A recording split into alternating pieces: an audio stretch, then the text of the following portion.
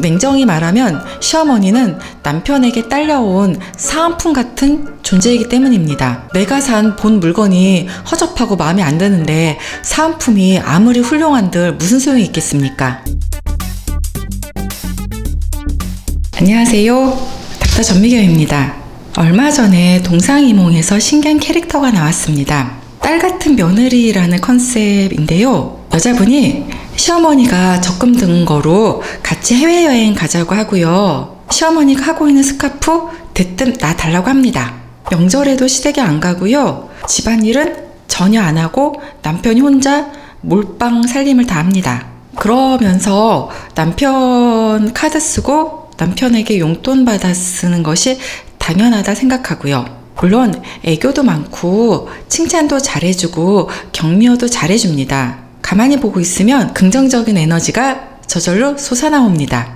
그러니 엉뚱하고 철이 없는 캐릭터임에도 불구하고 남편과 시어머니가 예쁘다 하면서 다 받아주고 사는 거죠.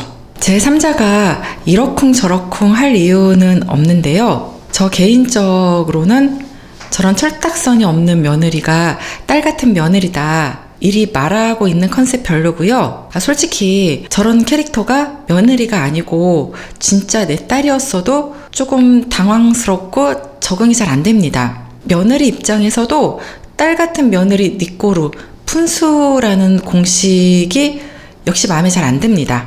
그래서 오늘은 절대 며느리가 딸이 될 수 없는 이유에 대해서 한번 짚어보려고 합니다. 먼저 며느리와 시어머니 관계는 결혼과 동시에 시작되는 거죠. 회사에 갓 입사한 신입사원과 부장님 같은 관계라고 생각하시면 이해가 쉽게 되실 겁니다. 신입사원 입장에서는 어려운 공적인 관계라는 거죠. 전에 제가 근무하던 병원에서 친하게 지내던 여직원 한 분이 계셨거든요. 결혼한 지 얼마 안 된 신혼이었어요. 제가 결혼 생활은 할만하냐 이리 여쭤보니 한숨을 푹 쉬는 거예요. 시어머니가 딸이 없는 분이셔서 며느리가 들어오면은 딸 같은 며느리 이 컨셉으로 지내고 싶은 로망이 크셨던 분이라고 합니다. 마침 신혼집도 시댁이랑 15분 거리에 있었던 거예요. 시어머니가 끄떡하면 전화해서 맛집에 같이 가자, 백화점 쇼핑 가자, 새로 생긴 베이커리 카페에 신상 디저트 먹으러 가자, 영화 보러 같이 가자 이러신다는 거예요. 자, 우리가 부장님이랑 베이커리 카페라든가 맛집이라든가 이런 데 찾아다니면서 같이 다니고 싶지 않잖아요. 시어머니는 자꾸 저러시는데 매번 거절하는 것이 예의가 아니다 싶어서 3번에 1번 꼴은 가준다고 합니다. 그게 너무 스트레스라는 거죠. 자, 어떤 상황일까요? 부장님이 갑자기 나에게 푹 들이대면서 나를 지금부터 아빠라고 생각해라 이런 상황인 거죠. 며느리 입장에서는 부담스럽죠. 이렇게 며느리를 우리 아가라고 부르면서 딸 삼겠다던 시어머니가요, 첫 아이를 낳은 지 얼마 안 돼서 갓난아이였을 때 아이를 보러 오신 거예요. 밥때가 돼서 밥을 먹어야 하는데 몸이 다 추스려지지 않아서 식사 준비를 하기가 좀 부담스러운 거죠. 온 가족이 같이 밖에 나가서 외식을 한 상황이에요. 우는 애기 챙기고 기저귀 갈고 어쩌고 하느냐고 식사 내내 며느리는 고기 한 2점 집어먹은 게 전부였던 거죠. 다른 가족들 식사가 다 끝나니 시어머니가 이제 그만 밥 다 먹었으니 가자 이러신 거예요. 보통 이런 경우에 정말 친정엄마라면 딸에게 고기 1점이라도 더 먹이려고 본인이 애기 보면서 딸더러는 열심히 먹으라고 말하죠. 실은 딸이 출산한 지 얼마 안 되면 밖에 나가서 외식하자는 생각 자체를 잘 안 합니다. 고기 사와서 구워주고요. 딸이 좋아하는 다른 음식도 장만해주죠. 딸이 편하게 식사할 수 있게 배려해주는 게 친정엄마의 마음인 거죠. 일부의 시어머니들이 가지고 있는 딸 같은 며느리라는 컨셉은요, 이처럼 선택적입니다. 같이 카페 다니고 쇼핑 다니는 좋은 것만 하고 싶어 하는 거죠. 딸이 어렵고 힘들 때 배려해주고 챙겨준다는 컨셉은 별로 고려하지 않는다는 거죠. 자, 여기서 절대 며느리가 딸이 될 수 없는 이유 나갑니다. 첫 번째 이유입니다. 엄마와 내가 겪어온 역사성이 시어머니와 나 사이에는 전혀 없습니다. 우리가 갓 입사한 신입사원이란 말이에요. 부장님에 대해서 아무 생각이 없습니다. 그냥 회사 내에서 높으신 내 상사인 거죠. 즉 시어머니는 남편 때문에 얽히게 된 새로운 인간관계라는 거죠. 시어머니가 좋고 싶고 할 것도 없다는 거죠. 반대로 친정어머니하고는 30년 가까운 역사성이 살아 있습니다. 그 역사성을 보면 주로 나에게 엄마가 베풀어 준 것이 대부분이죠. 잠깐 제 개인적인 얘기를 좀 해드릴게요. 저는 집에서 아침밥을 안 먹어본 적이 없어요. 엄마가 항상 아침 일찍 제일 먼저 나가는 사람 시간에 맞추어서 아침밥을 해주셨거든요. 제가 대학을 다닐 때 시험기간 이럴 때는 새벽 6시에 나가고 이럴 때 있단 말이에요. 그럼 엄마는 새벽 5시에 일어나서 밥을 하시는 거예요. 이러는 거죠. 막 드라이 막 이러면서 나갈 준비하는데 옆에서 엄마가 김에 밥 싸들고 기다리고 있는 거예요. 막 한 입만 먹어보러 가죠. 저요? 막 짜증내죠. 엄마 지금 이 시간에 밥이 먹히겠어? 나 그냥 나갈래. 그러면 엄마가 그러죠. 참기름에 간장 넣고 맛있게 비볐잖아. 한 입만 먹어봐 하면서 입에다 쏙 넣어주죠. 이렇게 먹으면서 드라이 하면서 다 먹을다 싶으면 엄마가 또 한 입 더 넣어주죠. 이렇게 어떻게든 딸내미 아침밥을 먹여서 밖에 내보내려는 엄마의 마음이 있었던 거죠. 심지어 저는 나이 30이 되도록 엄마가 속옷빨래 다 해주었습니다. 이건 좀 상황적인 게 있어요. 예를 들어서 병원에서 당직을 쓰고 온단 말이에요. 속옷 같은 거 막 밀려 있잖아요. 쇼핑백에 넣어서 다 들고 오면은 엄마가 속옷빨래 다 해놓고 말려갖고 개서 다시 쇼핑백에 넣어놓는 이런 시스템이었던 거죠. 엄마 아빠 두 분 다 정말 등골 빠지게 일하셔서 자식들 대학 졸업할 때 등에다가 학자금 대출 같은 거 얹어주지 않았고요. 대학 다닐 때 과외 빼고는 아르바이트 해본 적도 없어요. 본과 다닐 때는 저희가 의대생들이 책을 많이 들고 다니거든요. 책 넣어 갖고 다니라고 티코 경차 있습니다. 그거 사주셔서 거기에다가 책 넣어 갖고 대학 다녔었고요. 이렇게 과거의 엄마와의 역사성을 들여다보면은 주로 제가 받은 것이 대부분입니다. 사랑과 관심은 기본이었고요. 자식을 위해서 최선을 다하는 엄마의 마음을 저는 듬뿍 받고 자랐죠. 시어머니와 며느리 사이에는 이런 역사성이 하나도 없단 말이에요. 그래서 절대 진짜 엄마, 딸 이런 관계가 될 수 없는 거예요. 부모와 자식은 단지 태어나게 해줬다고 해서 그리고 겉으로 맺어진 관계가 있다고 해서 진정한 부모-자식 관계가 되는 건 아닙니다. 책임과 헌신을 다해서 자식을 키워내야만 자식에게 부모로서 인정을 받고 존경을 받을 수 있는 거죠. 그래서 좋은 친정 엄마를 가진 딸들은요, 시어머니가 엄마라고 부르라고 강요하면 역시 좀 당황스럽습니다. 아니 진짜 우리 엄마를 놔두고 내가 왜? 이런 마음이 저절로 드는 거죠. 엄마는 세상에서 유일한 only one이기 때문입니다.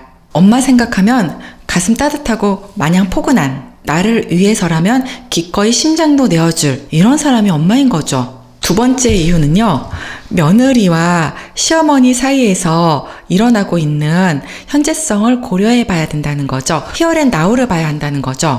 얼마 전에 닥터 차정숙이라는 드라마가 핫했어요. 잠깐 설명을 해드리자면 의과대학을 졸업한 며느리가 혼전 임신으로 급하게 결혼을 하게 됩니다. 의사생활 포기하고 아내로서, 엄마로서, 며느리로서 최선을 다하는 삶을 선택한 거죠. 며느리가 급성 간염으로 간 이식을 받아야 하는 상황이 온 거예요. 유일하게 남편이 간 이식 공여자가 될 수 있는 상황이었죠. 시어머니가요, 머리 싸매고 누워서 절대 안 된다고 하고요. 병원 가서 내 아들 간 떼서 며느리 주면 안 된다고 깽판 쳤죠. 차정숙이 그 일을 계기로 정신 차리죠. 내가 나의 정체성으로 선택하고 열심히 살아온 아내라는 자리, 엄마라는 자리, 며느리라는 자리가 얼마나 헛된 것이었는지 깨달은 거죠. 진정한 홀로서기와 자아찾기를 한다는 것이 이 드라마 내용의 핵심 주제입니다. 물론 이런 상황에서 기꺼이 아들간을 떼서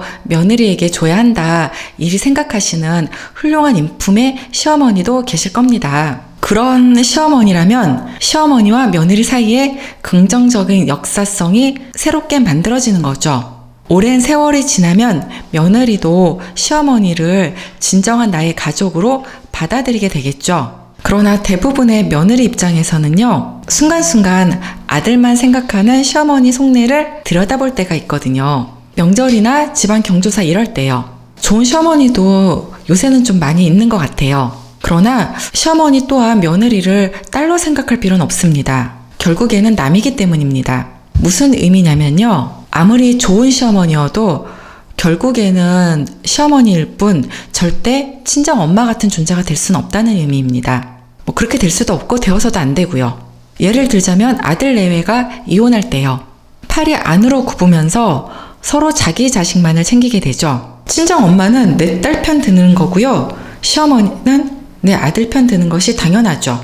설사 내 아들이 잘못으로 이혼을 하게 된 상황이라 할지라도 부모는 내 자식 편을 드는 것이 당연하죠. 뭐 이것을 뭘 할 것도 없고 서운해할 이유도 없다는 거죠. 개중에 어떤 분들은 시어머니를 친정 엄마와 같은 존재로 받아들이는 분도 계시긴 합니다. 몇 가지 조건이 충족되어야 합니다. 첫 번째, 내 친정 부모가 좋은 사람이 아니어야 됩니다.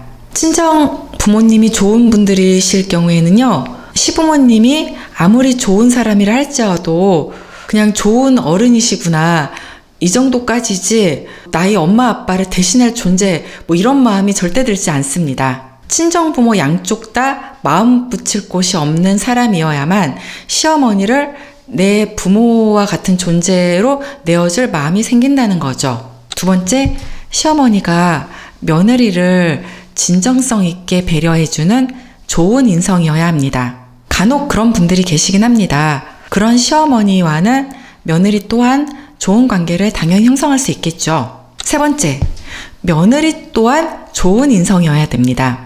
제가 주로 며느리 입장에서 이야기를 하고 있지만 저 또한 아들만 키우는 사람이고 미래의 시어머니가 될 사람입니다.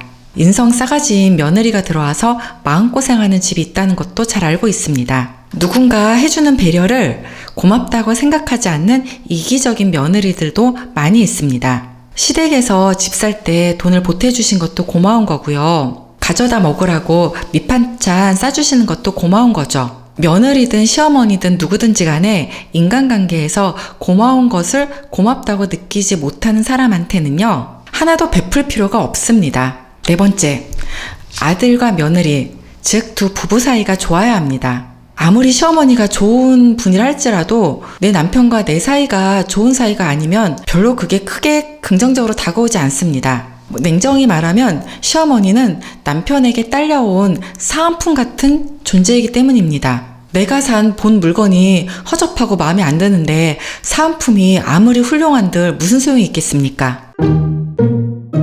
오늘은 며느리가 절대 딸이 될 수 없는 이유에 대해서 알아봤습니다. 첫째, 시어머니와 며느리 사이에는 과거에 쌓아온 긍정적인 역사성이 하나도 없습니다.